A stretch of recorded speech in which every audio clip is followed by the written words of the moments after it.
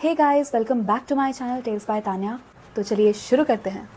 आज की कहानी है एक 25 साल के लड़के चेतन की और उसकी फैमिली में हो रहे काफ़ी सालों से हो रहे ब्लैक मैजिक की। तो स्टोरी ऐसे स्टार्ट होती है कि जब इंडिया और पाकिस्तान का पार्टीशन हुआ था तो चेतन के जो दादाजी थे वो बहुत ही ज़्यादा अमीर थे, मल्टी मिलियनर थे, वो करोड़पति, बहुत पैसा था उनके पास। तो उन्होंने कराची से सीधा इंडिया में शिफ्ट हो गए पार्टीशन के टाइम पे, और इंडिया में आके फिर उन्होंने वापस से अपनी पकड़ जमाई पूरे मार्केट पे और काफ़ी अपना कारोबार बड़ा कर लिया और काफ़ी अमीर हो गए बहुत। और उनके 6 बेटे और 1 बेटी थे। और चेतन के जो पापा थे वो 6 भाइयों में से सबसे छोटे भाई थे। तो उन 6 भाइयों में जो पहले भाई की बीवी थी, जो पहले भाई की बीवी, तीसरी भाई की बीवी और चौथे भाई की बीवी, ये तीनों औरतें ब्लैक मैजिक करती थी, टोना टोटका जादू टोना ये सब करती थी। और वो इसलिए करती थी ताकि बचे हुए जितने भी घर के लोग हैं वो उन पर ब्लैक मैजिक करें और वो किसी ना किसी तरीके से वो लोग मर जाएं और ये तीनों औरतें उनकी प्रॉपर्टी हड़प लें। तो अभी ऐसा हो गया था कि जो चेतन के माँ बाप थे वो छहों भाइयों में सबसे ज़्यादा सीधे और साफ सच्चे दिल के लोग थे। वो लोग देखते थे कि ये लोग ब्लैक मैजिक वगैरह कर रहे हैं, लेकिन वो कुछ बोल नहीं पाते थे। उनको उनकी ना ही हिम्मत थी, ना ही उनको कुछ उसमें समझ में आता था कि ये लोग गलत कर रहे हैं या नहीं करना चाहिए। तो थोड़े से बेवकूफ़ टाइप के थे। जब चेतन पैदा होने वाला था तो चेतन की मम्मी की डिलीवरी हो गई तो सबको पता चला कि लड़का हुआ है। और वो जो तीनों औरतें थी घर की, तीनों बहुएं, वो चेतन की मम्मी पे उन लोगों ने पहले से ही काला जादू वगैरह किया हुआ था जो कि बैकफायर हो गया था। और चेतन की मम्मी को अच्छा एक स्वस्थ हेल्दी बच्चा हुआ जिसका नाम उन्होंने चेतन रखा। तो वो सब जितने भी घर के जितने भी परिवार के लोग थे वो चेतन की मम्मी से मिलने आए और वो देख के काफ़ी शॉक्ड हुए कि ये लड़का हुआ है।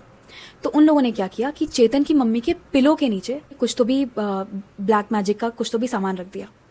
तो इससे क्या हुआ कि जब वो लोग चले गए तो चेतन की मम्मी को सपने आने लगे और उनको काफ़ी अजीब चीज़ें दिखाई देने लगी, जैसे कि बेड के ऊपर से बहुत बड़े बड़े हाथ हैं, वो चेतन की मम्मी का गला दबा रहे हैं। तो ऐसी ऐसी चीज़ें वो उनको विजन्स आने लग गए थे। उसके बाद 1-2 दिन में जब चेतन की मम्मी का डिस्चार्ज हुआ और वो काफ़ी हेल्दी और स्वस्थ अपने बच्चे को घर लेकर गई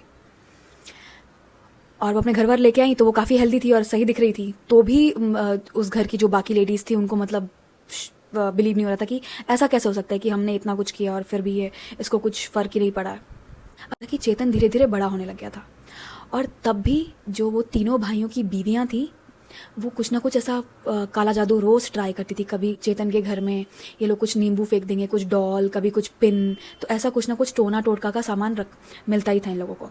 लेकिन चेतन के जो पेरेंट्स थे वो हमेशा इस चीज़ को अवॉइड करते थे। वो हमेशा इस मैटर को ही अवॉइड करते थे कि अरे छोड़ो, जाने दो, क्या ही बोलना है। फिर 4-5 साल बाद जब चेतन खुद 5 साल का हो गया तो दिवाली की रात थी। तो सबसे बड़े भाई की बीवी उसने क्या किया, एक लड्डू लिया और चेतन को दिया और उस लड्डू के ऊपर एक पेपर लगा हुआ था जिस पे पूरा सिंदूर सिंदूर लगा हुआ था। तो और चेतन काफ़ी ज़्यादा छोटा था तो उसको नहीं पता था कि क्या चीज़ है ये। तो उसको लगा खाने की चीज़ है तो मैं खा लेता हूँ। चेतन जैसे ही वो लड्डू खाने वाला था तो चेतन के पापा के वफादार नौकर ने चेतन के हाथ पे मारा और वो लड्डू नीचे गिर गया। तो चेतन बच गया और ये चीज़ उस भाई की बीवी से देखा नहीं गया। वो गुस्से में चली गई, वो कुछ बोल भी नहीं सकती थी क्योंकि गलत काम कर रही थी। तो ये सिलसिला काफ़ी सालों तक चला रहा। तो इन भाइयों की बीवियों ने बहुत ट्राई किया कि ये लोग चेतन की फैमिली के साथ कुछ ना कुछ बुरा करें, इनको एकदम बर्बाद कर दें, इन लोगों को मार दें। इनफैक्ट चेतन को कितने सारे तरीके से इन लोगों ने मारने का भी ट्राई किया। कुछ ना कुछ टोना टोटका ये लोग करते ही थे, लेकिन उनके सारे टोटके बैकफायर होते थे। ये लोग किसी ना किसी तरीके से हमेशा बच जाते थे।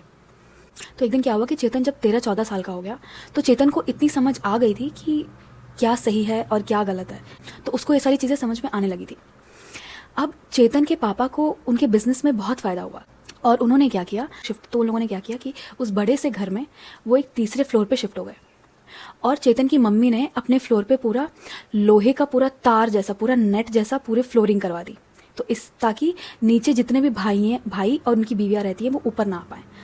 और ये सब बाकी भाई और उनकी बीवियों को बहुत ही ये देखा नहीं जा रहा था। वो काफ़ी जल रहे थे चेतन के पापा की सक्सेस से। तो उन लोगों ने बहुत ट्राई किया कि काला जादू वगैरह कुछ कर पाए ताकि ऊपर हम जा पाएँ, लेकिन वो लोहे का जो वो नेट बिछा हुआ था उस वजह से वो लोग जा नहीं पा रहे थे। एक रात क्या हुआ कि चेतन और उसके मम्मी पापा नीचे से डिनर करके अपने रूम में ऊपर जा रहे थे और चेतन सबसे आगे चल रहा था। तो चेतन के अपने रूम में एंटर करने से थोड़े ही दूर उसने कुछ देखा कि कुछ पड़ा हुआ है वहाँ पे। तो उसने ध्यान से देखा तो उसने देखा कि वहाँ पे कटा हुआ नींबू रखा हुआ है जिस पे पूरा लाल सिंदूर है और उस पे ऐसे बहुत सारे नीडल्स रखे हुए हैं। और 2-3 लौंग लगाए थे। तो उसने अपने मम्मी पापा को तुरंत रोक दिया कि मम्मी पापा ध्यान से, वहाँ पे कुछ रखा हुआ है। तो वो देखते ही चेतन की मम्मी को पहली बार इतना ज़्यादा गुस्सा आया कि वो सीधा नीचे गई और सबके सामने उन्होंने चिल्ला के बोला कि जिसने भी ये किया है, जिसने भी मेरे रूम में वो नींबू रखा है, वो 7 दिन के अंदर अपनी सज़ा भुगतेगा। और उसके एग्जैक्ट 2 दिन बाद ही जो सबसे बड़े भाई की बीवी थी वो बहुत ज़्यादा बीमार हो गई, पता नहीं कैसे बट बहुत ज़्यादा बीमार हो गई। डॉक्टर को दिखाया, रिपोर्ट्स आई तो पता चला कि उनको टीबी हो गया। तो उनकी रिपोर्ट्स आने के बाद से बाकी जितने भी भाइयों की बीवियां थी वो बहुत अलर्ट हो गई और शांत हो गई। तो कुछ महीनों तक उस घर में कुछ भी ऐसा टोना टोटका ये सब नहीं हुआ, ये सब बंद हो गया। अब जिस दिन वो नींबू वाला इंसिडेंट हुआ तो चेतन, उसकी मम्मी और उसके पापा चेतन की नानी के घर पे गए। चेतन की जो नानी थी वो बहुत बड़ी भगवान शिव की भक्त थी, हर वक्त हमेशा मतलब महादेव की पूजा करती थी और उनको बहुत मानती थी। और वो किसी सिद्ध गुरु को भी जानती थी जो कि हिमालय पे अपनी जाके तपस्या करते थे और वो खुद बहुत बड़े शिव भक्त थे। ये सुनते ही चेतन की मम्मी ने चेतन की नानी को वो नींबू वाला पूरा इंसिडेंट बताया। तो अगले ही दिन चेतन की नानी ने अपने गुरुजी को बुलाया, गुरुजी वहाँ पे आए और चेतन की मम्मी ने वहाँ पे पूरा इंसिडेंट गुरुजी को बताया। तो गुरुजी ने बोला कि ठीक है, ये चीज़ें सॉल्व हो जाएंगी और हमें किसी भी तंत्र की ज़रूरत नहीं है, हम पूरा सब कुछ सच्चे मन से करेंगे और महादेव का नाम लेकर करेंगे, तो तुम लोगों को परेशान होने की ज़रूरत नहीं है, तो हम लोग तुम्हारे घर पे ही चलते हैं। तो चेतन अपने मम्मी पापा के साथ और गुरुजी के साथ उसके घर पे गए।